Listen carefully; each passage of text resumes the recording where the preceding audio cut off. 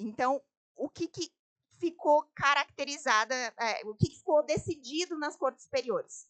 Que a Constituição não proibiu e, por isso, é incabível. Tá? A vedação do indulto, introduzida na Lei dos Crimes Hediondos, viola a Constituição Federal? Temos duas correntes, tá? Sim, traz vedações máximas e taxativas, que é o que eu falei para vocês. A Constituição não previu, então ela proíbe.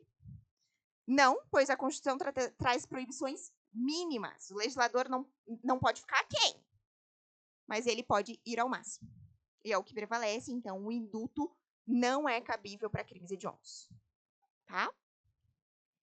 Aqui eu trouxe para vocês também verão o professor Pablo, mas se vocês já quiserem olhar a diferença de anistia, graça e indulto, tá?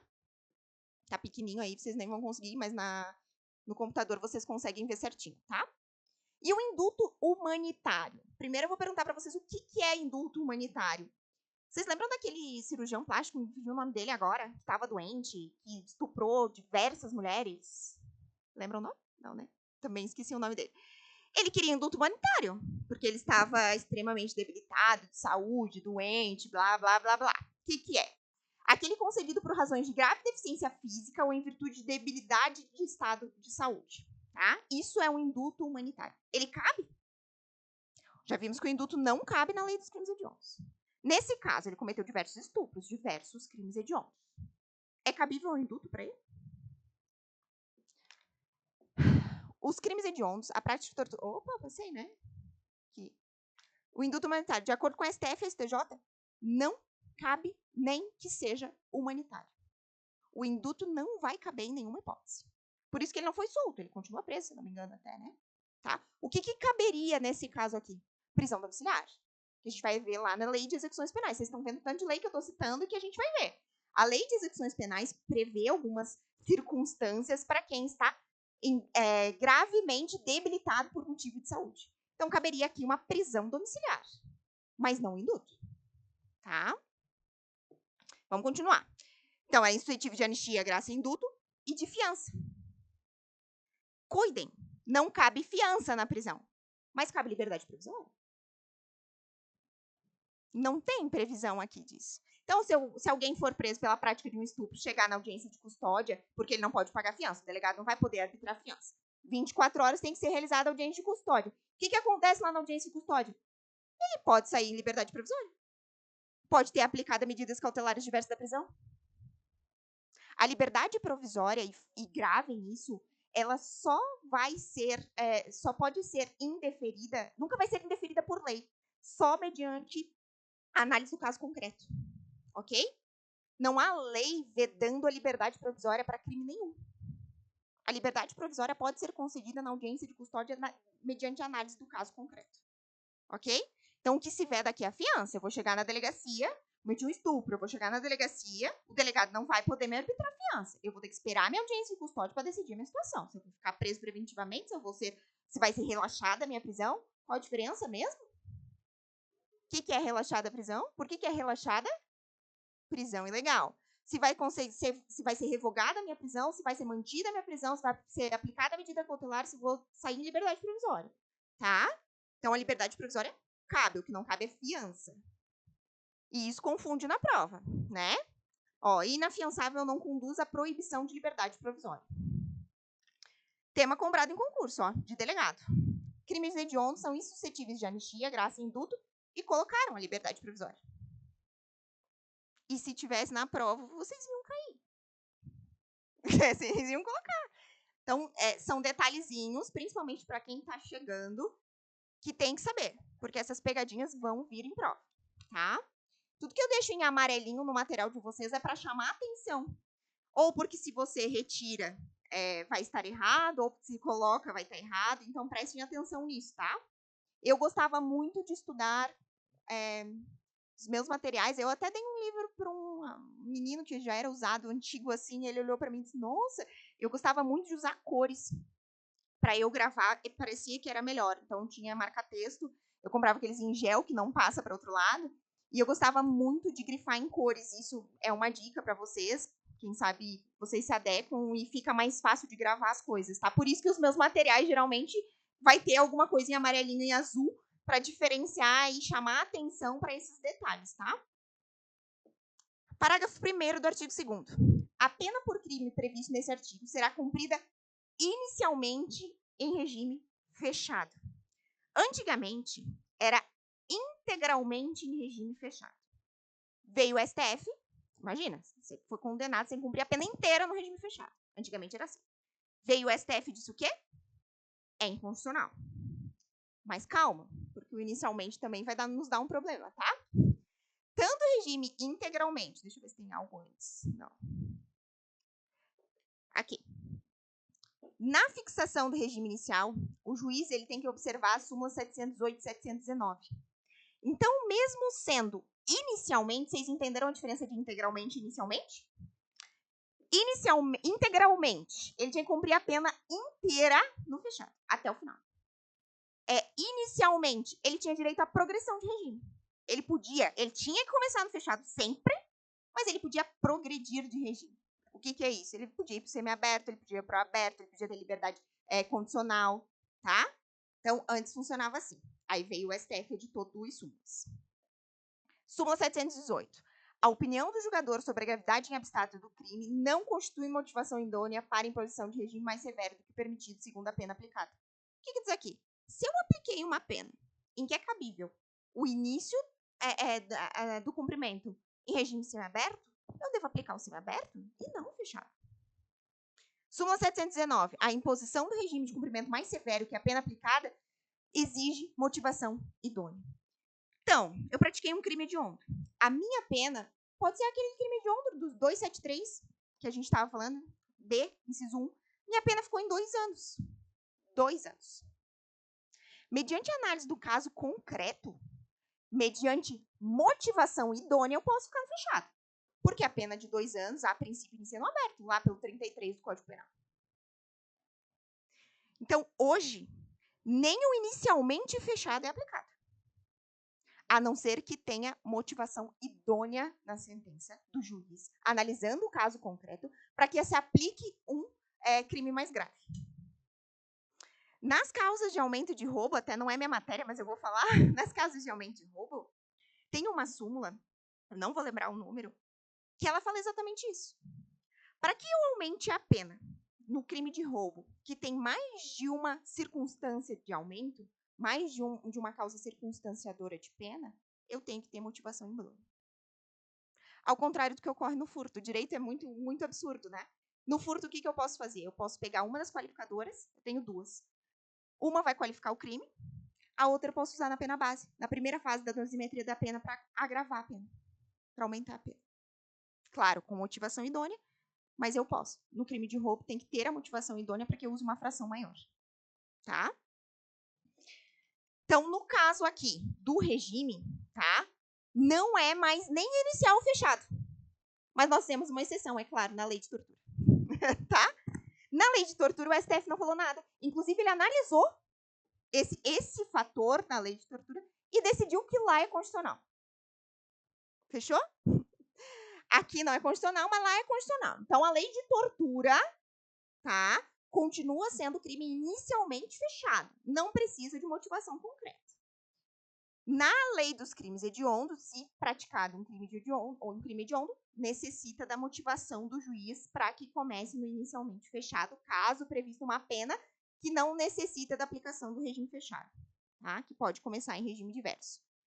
Na lei de tortura, o STF decidiu que é uma opção legítima do legislador adotando raciocínio contrário. Então, assim, lei dos crimes hediondos, o STF entendeu uma coisa, mas lá na lei de tortura entendeu outra. Tá bom? Nós vamos ver a lei de tortura também. Mas eu sou obrigada a trazer já essas diferenças para vocês já fixarem, que tem exceção. Tá? Concurso. Segundo o entendimento do STF, é inconstitucional a fixação de regime fechado com base unicamente na hediondez do delito. Correto. Porque hoje, dependendo das súmulas 718 e 719, o que precisa? Motivação idônea para que se fixe o regime inicialmente fechado. Fechou? Parágrafo 1º. A pena prevista nesse artigo será cumprida inicialmente em regime fechado. Parágrafo 2º. Ele previa a progressão de regime. Ele foi revogado. E agora, toda a progressão de regime está prevista lá na Lei de Execuções Penais. E lá, o artigo 112, deixa eu ver se é o artigo 112. Isso. O artigo 112, ele prevê todas as frações de cumprimento de pena a que o condenado tem que se submeter para que seja analisada a progressão de regime, para que ele progrida para um regime mais brando, tá? Então, esse parágrafo 2º, lembra quando vocês vão no site Planalto e a gente fala para vocês o que está arriscadinho não vale mais? Ele não vale mais, ok? Ó, o parágrafo 2º do artigo 2º anunciava o pressuposto temporal para concessão do benefício, ou seja, eles tinham que cumprir antes 2/5 da pena se fosse primário, 3/5 se reincidente. Previu-se, portanto, requisito diferenciado mais rigoroso do que aquele estipulado nos delitos em geral. Esse delito, entretanto, contudo, foi revogado. E agora, a nova lei, que foi o pacote de crime, a progressão de regimes está disciplinada inteiramente no artigo 112 da LEP, tá? Ele já previa uma progressão mais grave, mas agora é diferente, tá? Vamos ler tudo. Vamos lá. A regra geral, o condenado que não se enquadra nas exceções do 112, ele tem que cumprir 1/6 da pena para ele progredir no regime. Então, ele está no semiaberto, cumpriu 1/6, vai para o aberto. Primário, condenado por crime cometido com violência ou grave ameaça, 25% da pena. Reincidente, condenado por crime cometido com violência ou grave ameaça, 30% da pena. Reincidente em crime diversos previstos, 20% da pena. Reincidente em crime cometido com violência ou grave ameaça à pessoa, 30% da pena. Prof, como que eu vou saber? Decora. Na última prova do concurso do MP, cobraram porcentagem. Nas 4 alternativas. Então, se virem. Vai ter mais um quadro, tá? Mas vamos para o que interessa. Primário, condenado por crime hediondo ou equiparado. Tem que cumprir 70% da pena. O primário, condenado por crime hediondo ou equiparado. Só o primário. Tem que cumprir 70%. Vamos lá. O primário, condenado por crime hediondo ou equiparado com resultado morte, 75% da pena. E ainda é vedado o livramento condicional. Ok? Condenado por exercer comando individual ou coletivo de organização criminosa ultraviolenta e estruturada para a prática de crime hediondo ou equiparado, 75% da pena. Condenado por constituição de milícia privada, 75%. Primário, condenado por feminicídio, também é vedado o livramento condicional, 75% da pena. Residente em crime hediondo ou equiparado, 80% da pena. Reincidente em crime hediondo ou equiparado com resultado morte, 85% da pena. Fechou? Então, a progressão de regime hoje, ela não é prevista na lei de execução, na lei dos crimes hediondos. Ela é prevista na lei de execução penal no artigo 112. Isso que está no quadro, está no artigo 112. Se vocês lerem, é praticamente a mesma redação. Eu só coloquei num quadrinho para simplificar, para vocês olharem, tá? Cuidem da condenada gestante, mãe ou responsável por pessoa com deficiência. A Lei 13.769 alterou a progressão dos regimes nos crimes hediondos e equiparados, se a condenada é gestante, mãe ou responsável por criança ou pessoa com deficiência, devendo observar as regras estabelecidas lá no 112. Cria-se, pois, uma progressão de regime mais branda para crimes de natureza hedionda, tendo em consideração as condições pessoais da condenada. Ok?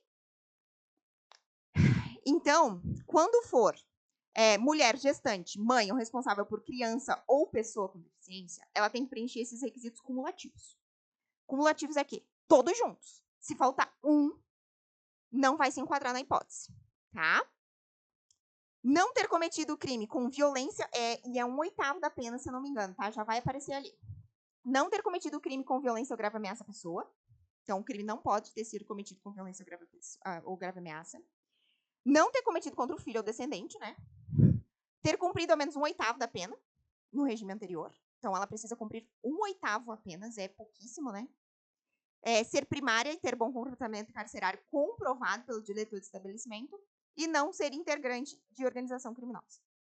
Todos esses requisitos em conjunto precisam ser preenchidos para a progressão ser de 1/8 apenas.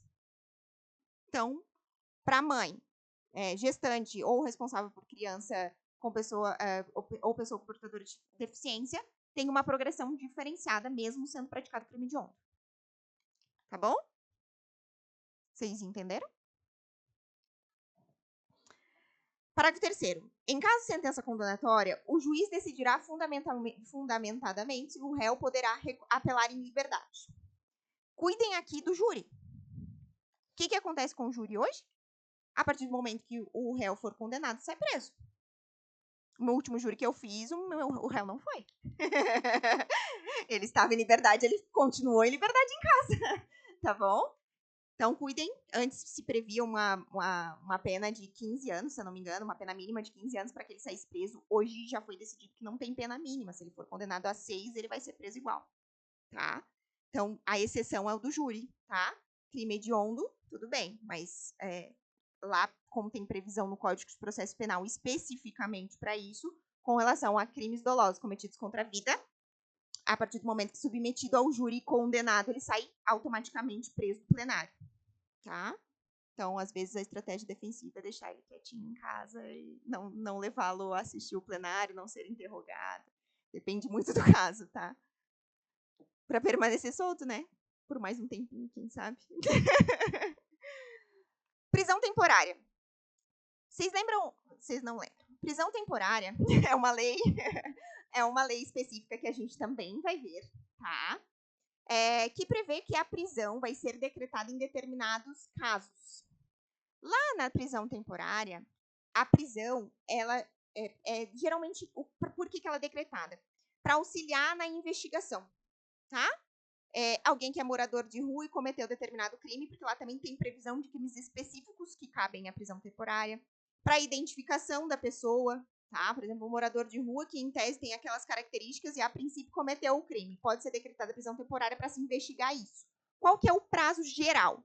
5 dias, prorrogáveis por mais 5 dias. Agora, quando é crime hediondo é diferente. Quando é crime hediondo, é 30 dias, prorrogável por mais 30. Ok? Hediondo e equiparado. Quais são os crimes equiparados mesmo? TTT, não esqueçam, tá? A prisão temporária, sobre a qual dispõe a Lei 7.960, que é a lei da prisão temporária, nos crimes previstos nesse artigo, terá o prazo de 30 dias, prorrogável por igual período em casos de extrema e comprovada necessidade. Lá a gente vai estudar, mas quando começa a se contar essa prisão? A partir do momento que o mandado de prisão é executado. A partir do momento que ele foi preso. Se ele foi preso 23 e 59, já está contando um dia. Já está contando aquele dia da prisão, tá? O outro dia, à meia-noite 1, já será 2 dias de preso. É assim, a partir do momento que ele foi preso, é que começa a contar esse prazo de 30 dias ou de 5 dias, tá? Por isso que, geralmente, os mandados de prisão são cumpridos após as 5 da manhã, tá? Caberá prisão temporária. Quando que é cabível? Quando imprescindível para as investigações do inquérito, quando o indiciado não tiver residência fixa ou não houver elementos necessários ao esclarecimento de sua identidade, quando houver fundadas razões, de acordo com a prova admitida na legislação penal, de autoria e participação do indiciado nos seguintes crimes. O que se entende? A gente vai analisar com calma essa lei. Se entende que tem que estar previstos ou o inciso 1 e o inciso 3, ou o inciso 2 ou o inciso 3, e o inciso 3. Por quê? Evidentemente, nas duas primeiras hipóteses, tem que se ter, pelo menos, indício de autoria e materialidade para prender alguém. Então, mesmo que seja imprescindível para as investigações, não havendo indício suficiente de autoria e materialidade, a prisão não pode ser decretada. Ou, quando o indiciado não tiver residência fixa ou não fornecer elementos necessários ao esclarecimento da identidade, também há que se ter indício que era ele que iria praticar o crime. Eu não estou falando de prova, porque prisão temporária só cabe na parte investigatória. Estou falando de elementos informativos. Lembram que o professor Douglas deve ter diferenciado para vocês o que é prova e o que é elemento informativo? Elemento informativo é aquilo que é colhido na parte investigatória, que vai ter que ser corroborada na ação penal. Vai ter que ser confirmada na instrução criminal. Ok? Então, o entendimento majoritário hoje é que nós temos que ter o inciso 1 e o inciso 3, ou o inciso 2 e o inciso 3. Além disso, a prática dos crimes previstos neste rol aqui da lei. Mas caberá a prisão temporária para os crimes que não estão previstos no rol quando forem hediondos. Entenderam? Terão crimes que não estão previstos aqui, que são hediondos. E que não estão no rol da lei de prisão temporária. Entenderam? Ficou confuso? Epidemia com resultado morte não está prevista aqui. Mas é hediondo e vai caber prisão temporária. Fechou? Então, nós temos o cabimento de prisão temporária nos crimes previstos na prisão temporária, mas, além disso, nós temos na lei dos crimes hediondos, porque lá está previsto que o prazo, inclusive, é de 30 dias. Não, ele é exemplificativo. Tá? Ó, temos vários, tá? Vários crimes, eu não vou ler aqui para vocês. Artigo 3º. A União manterá estabelecimentos penais de segurança máxima destinados ao cumprimento de penas impostas a condenados de alta periculosidade, cuja permanência em presídios estaduais põe em risco a ordem e a comunidade pública. Antes, se dizia que só a União poderia fazer isso, tá? Hoje não. Hoje já se entende que os estados e o Distrito Federal também estão autorizados a construir estabelecimentos penais de segurança máxima.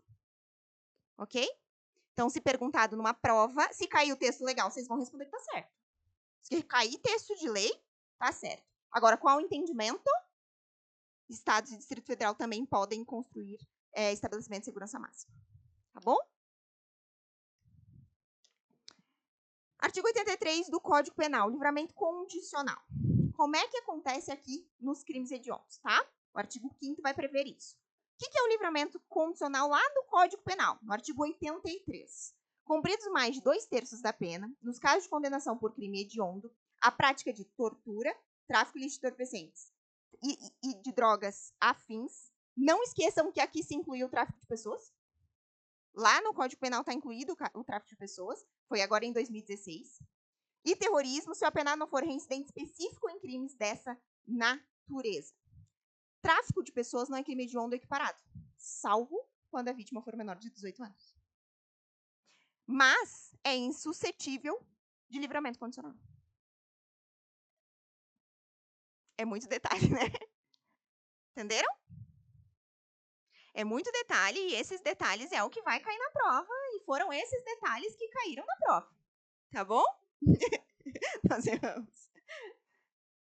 Vamos lá. O que é o reincidente específico que se fala aqui, ó?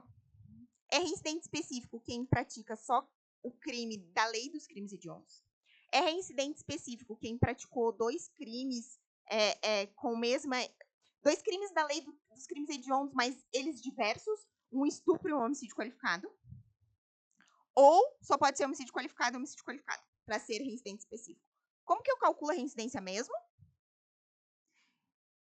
Eu só posso ter reincidência se eu tiver uma condenação transitada em julgado anterior à data do fato cometido. Fechou isso? Se já extinta a pena, como é que funciona?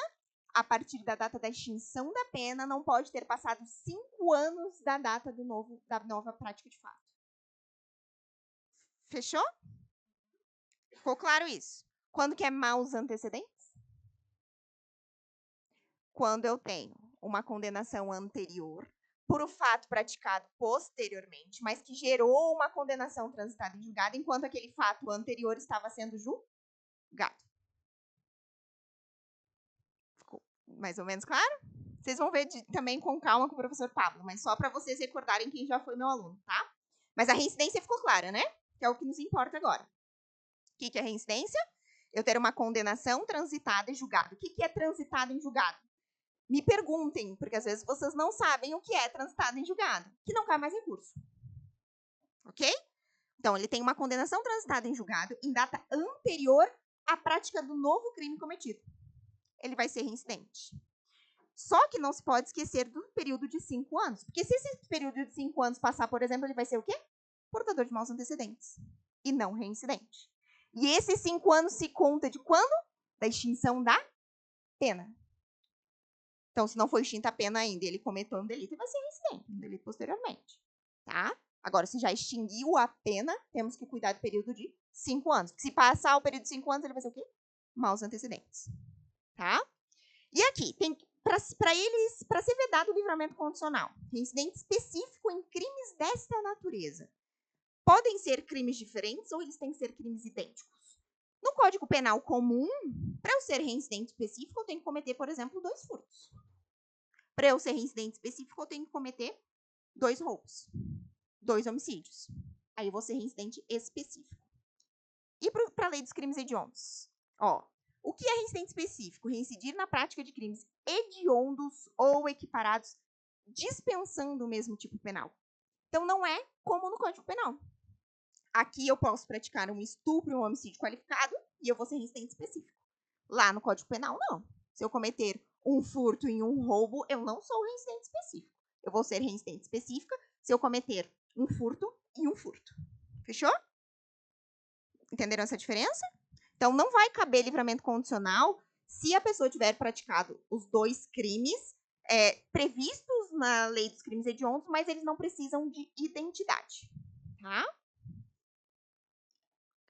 A Lei 13.964 de 2019 proibiu, no artigo 112, o benefício do livramento condicional para os delitos hediondos ou equiparados qualificados pela morte. Então, a partir do momento que você comete um crime hediondo qualificado pela morte, você não tem mais direito a livramento condicional. Está lá no 112 da LEP, tá?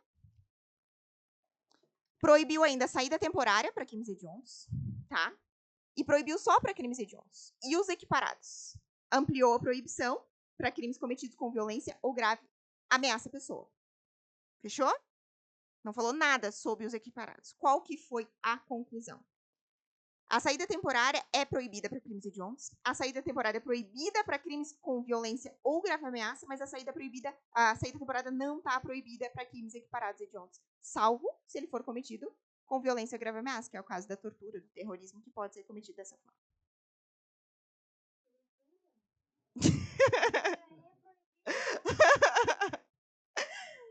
Por isso, a questão de sempre decorar os equiparados e hediondos, porque eles vão ter diferenças pequenas, mas vão ter.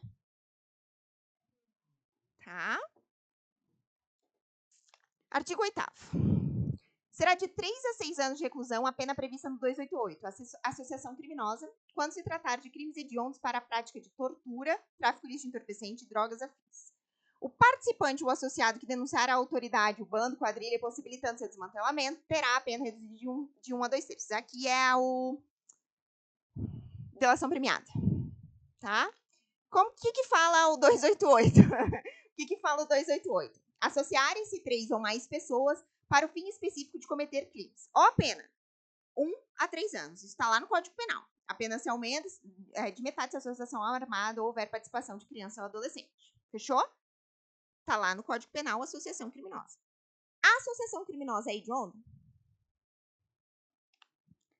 No 288, ela fala o quê? Associação para o fim de cometer crimes. Qualquer crime. Tá? Qualquer crime. A pena é de 1 a 3 anos. Não está prevista na lei dos crimes hediondos. O artigo 8º traz a associação para praticar crimes hediondos ou equiparados. Ela vai ter o quê? Apenas um aumento de pena. Aqui é uma qualificadora de pena. Porque nós estamos prevendo uma pena diferente, não um aumento para essa pena. Tá? Então, o artigo 8º traz uma qualificadora da associação criminosa. E prevê pena bem superior, de 3 a 6 anos. Mas temos a pegadinha de concurso. Vamos lá. A associação criminosa não é crime hediondo. Não é crime hediondo nem quando visa a prática de crime hediondo equiparado. Ela não está no rol taxativo. Apenas veio o artigo 8º e criou uma nova pena para ela, para esse crime, quando a prática de associação visa a prática de crimes hediondos ou equiparados. Entenderam, então? Então, a associação criminosa, ela nunca é hedionda. Nem quando ela visa a prática de crimes hediondos e equiparados. Gente, vocês me perguntem, porque vocês estão com uma cara de apavorados que tá me dando medo. Hã? Tá apavorado? Na minha primeira aula já, não pode ficar assim. Mas façam perguntas se vocês tiverem dúvidas, tá? Então, o que a lei dos crimes hediondos fez? Ela só criou uma nova qualificadora, porque previu um novo crime, do 288 lá do Código Penal. Mas ele continua não sendo hediondo. Tá bom? Mesmo que vise a prática de crime hediondo equiparado. Diferente da organização criminosa. A organização criminosa não é crime hediondo, salvo quando estruturada para a prática de crime hediondo ou equiparável. O que é a organização criminosa? A prática de 4 crimes, A gente vai ver essa lei também com calma. Pode falar.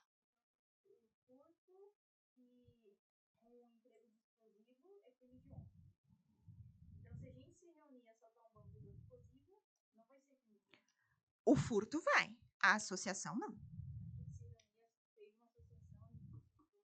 A associação não é. Porque são tipos penais autônomos. Como que eu vou tipificar na denúncia? Eu vou tipificar o furto qualificado cumulado com associação.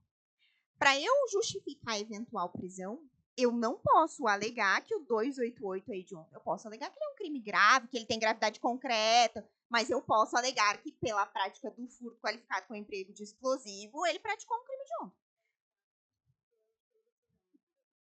Isso, aí o 288 a pena será diferente.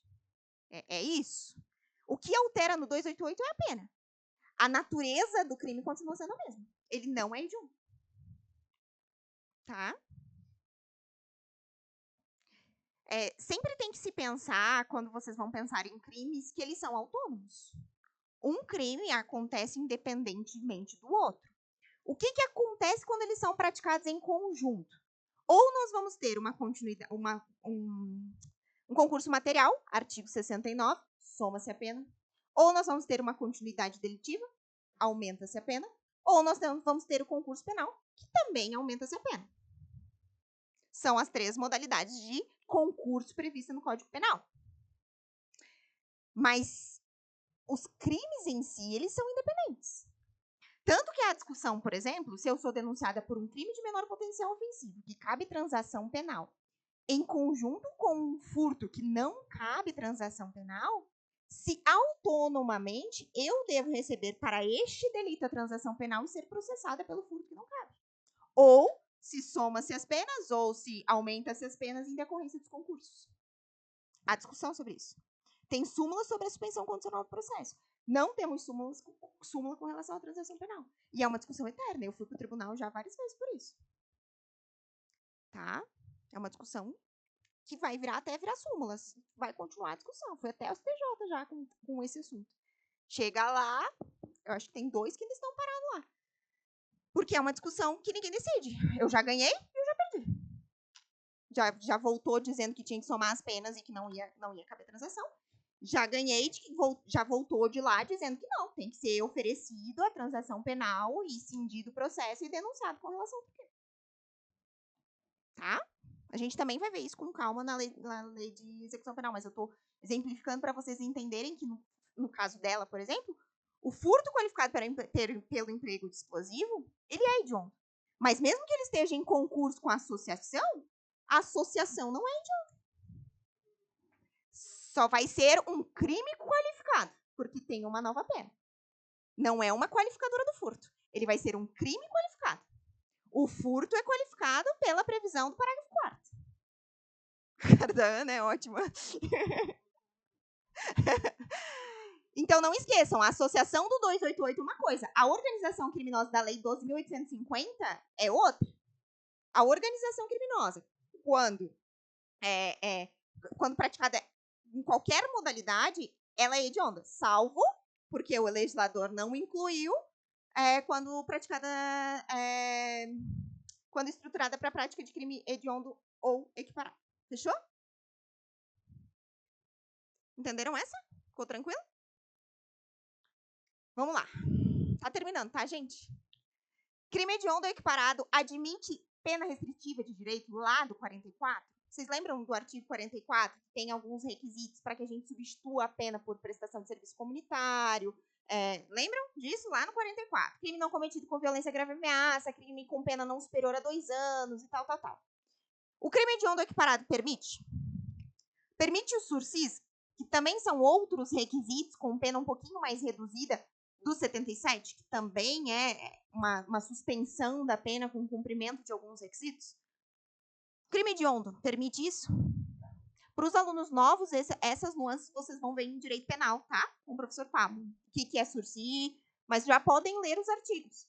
E leiam os artigos. Para quem chegou novo, a única coisa que eu falava era 90% da prova é texto de lei. É texto de lei. Vocês têm que ler os artigos que estão nos slides. Vão lá no site do Planalto, digita no Google, Código Penal Planalto. vai abrir o Código Penal. O que está riscadinho foi revogado. O que não está riscadinho é a legislação que vocês têm que ler. Fechou? Será que cabe? O que vocês acham? Prevalece que cabe a substituição por restritiva de direitos e usufrutos, mas o juiz deve estar convicto que a substituição é suficiente para atingir os fins executórios, a prevenção e a repreensão do crime. Isso foi muito discutido logo que surgiu a nova lei de drogas. Porque lá na lei de drogas, e se eu não me engano também, o artigo 44, previa-se a proibição de substituição da pena por restritiva de direitos. E foi uma discussão eterna nos tribunais. A mesma coisa, um processo você ganhava, outro processo você não ganhava, até que veio o STF e declarou aquele artigo inconstitucional. E hoje, crime de tráfico de drogas, preenchidos os requisitos, tanto objetivos quanto subjetivos, cabe a substituição da pena. Tá? Gente, ficou alguma dúvida? Só na hora da prova, né? Eu não sei qual lei eu vou trazer semana que vem para vocês, tá? Mas estudem, verifiquem se vocês ficaram com alguma dúvida, termos jurídicos, enfim, quem não é da área do direito. E traz aí pra gente. Até a próxima, gente. Não queria apavorar muito, assim, vocês. Hediondo acabou. Não, é uma lei bem curtinha, tá? Por isso que eu disse, acho que você não tava, mas no início da aula eu disse assim, que vão ter leis que vão ser assim, rapidinho. Vão ter leis que a gente vai passar mais de uma aula. Lei de drogas, Estatuto do Desarmamento, Juizado Especial, essas leis provavelmente vai passar mais, porque eles têm ritos processuais também. Tá? Lei de drogas, além de prever crimes, prevê como os crimes são processados. Juizados especiais não prevê crime, mas ele dita como os crimes de menor potencial ofensivos previstos no Código Penal vão se processar. O que cabe, o que não cabe, transação penal, suspensão condicional do processo, essas nuances todas. Então, vão ter aulas que vão passar de 2 aulas, outras não, vão ser rapidinhas assim. Eu nem sei que horas são. Passou, né? Bem no fim passou. Mas a gente viu a lei toda, tá? Então, crimes hediondos, até o concurso a gente não vê mais. É isso que também vocês têm que pensar. A gente vai vir com algumas revisões, porque nós temos um pouquinho de tempo até sair o edital. Mas essas leis que eu for passando, acabou. Vocês podem me fazer perguntas no decorrer do curso, mas eu não vou voltar e ver a lei toda com vocês de novo. Tá? Não é como o Código Penal, que é uma continuidade. Semana que vem eu vou vir com um assunto totalmente diferente. Sei lá, que eu venha com o Estatuto do Desarmamento, não tem nada a ver com crimes hediondos. Vai ter que eu vou dizer para vocês que o artigo 16, parágrafo 2º é hediondo e que o 17 é hediondo. Acabou. Tá? É isso? Tá? Então, não esqueçam de sempre estarem revisando isso, principalmente que não é do dia a dia de vocês. Tá? São poucos slides, 100, eu acho. Mas são poucos. Tá? Então, é melhor que 300, não foi? Nós tivemos uma aula com 300 e poucos, então, tá? Então tá, gente, até mais. Boa sexta-feira, bom final de semana, até semana que vem.